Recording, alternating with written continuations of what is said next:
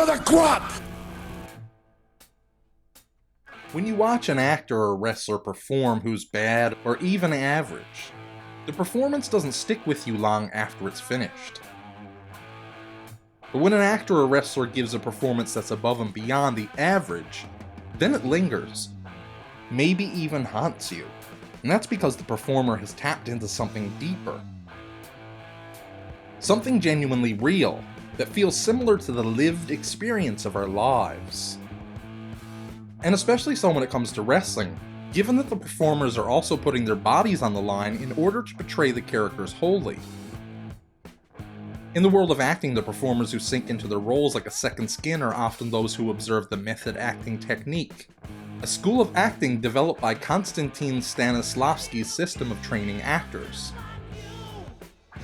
If you've ever heard the tales of Robert De Niro packing on pounds or driving a taxi in preparation for a Martin Scorsese film, or seen the 2003 movie Monster, in which Charlize Theron transformed herself to portray Eileen Wuornos, or if you know any film that starred Daniel Day-Lewis, then you've seen the method technique at work. Is kayfabe in the wrestling world any different? Kayfabe is the conceit that everything that happens in pro wrestling is real, not scripted, when it is in fact very scripted. There's more to it, but that's the basic foundation of kayfabe. It's method acting, pure and simple. De Niro packed on 60 pounds in order to portray a later year's Jake LaMotta in Raging Bull. So how is that any different than a wrestler physically building their physique to embody their character in the ring? Or, as Bret Hart suggests himself, is it somehow fundamentally different for De Niro to gain weight for a role than it is for a wrestler to bleed in the name of realism? Wrestlers live the method technique simply by virtue of the nature of their business. At least that's how it was once upon a time. Today, kayfabe in wrestling is rare, particularly in the days of social media where even the performers with gimmicks are letting down their guard to some degree.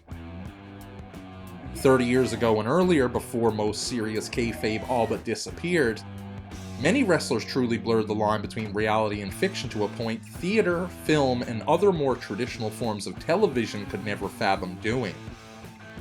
The closest film comes as the subgenre of found footage, in which most films are presented as literally discovered, found in the wake of the film's supposedly true events.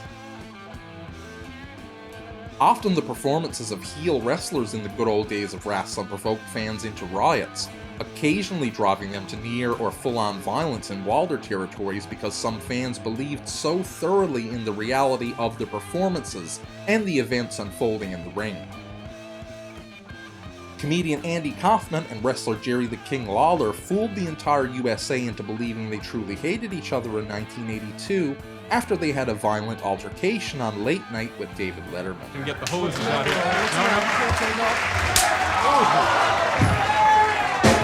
It's one thing for the fans to buy into a reality. But what happens when a wrestler buys into their own fictional identity too much? Actors have gone dangerously too far for their roles before, like Christian Bale dropping to an unhealthy weight for The Machinist in 2004. And the same thing can happen for wrestlers, perhaps to an even scarier degree because their bodies are intrinsically part of the performance every single time they step into the ring, and even sometimes when they're out of the ring.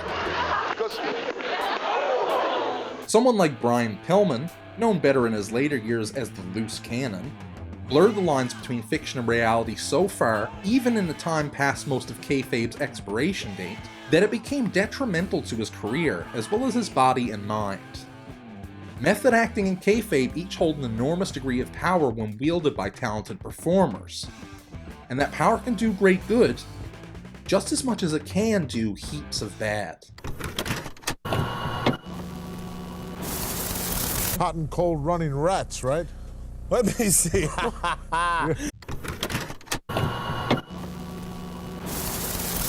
For someone like Stanislavski, acting was not so much about becoming someone else as it was using one's own emotions and experiences to draw themselves into a role. Stanislavski knew that truth on stage was different from truth in real life. So it wasn't that an actor needed to believe in the truth of the events on stage, only in the imaginative creation of them. That's to say that if someone actually thinks they're Hamlet, then that's a problem and a psychiatrist may be in order.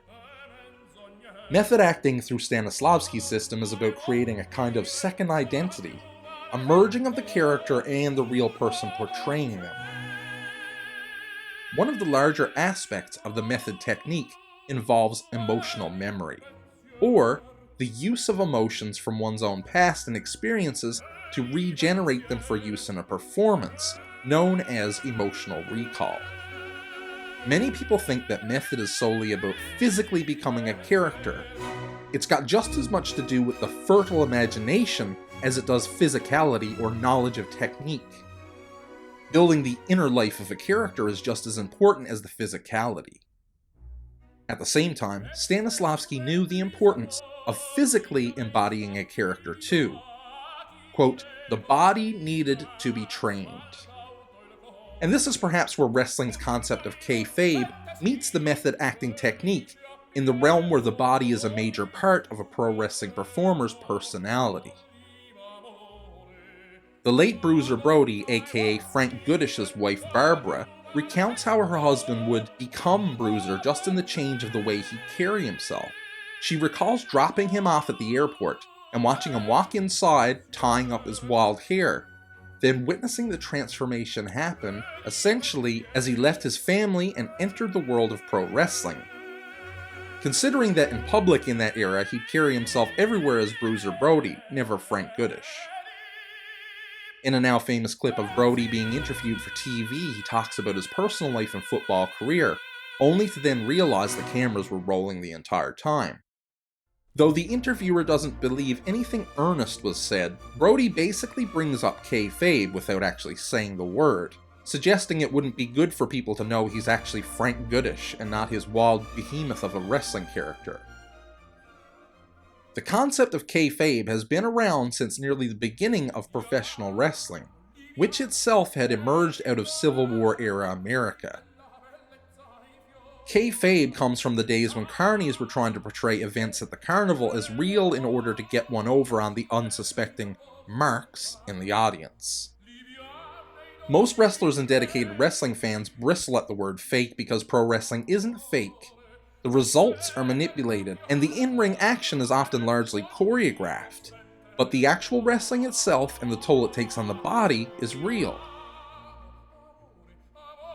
The scripting of pro wrestling involves the stories of who wins, who loses, who's the underdog and who is the rising star, who becomes champion and who remains a mid-card contender. Kayfabe in pro wrestling refers to the idea that in-ring and backstage performances are genuine, and that the feuds are real when it's all fictive performance. And so pro wrestling is a legitimate kind of theater, with which audiences and fans knowingly engage. And especially in the past few decades, since the idea of strict kayfabe has largely fallen to the wayside throughout the industry's evolution. Yet again, we can't forget the duality of the wrestler's performance as opposed to the traditional performance of actors on stage, in film, and on television.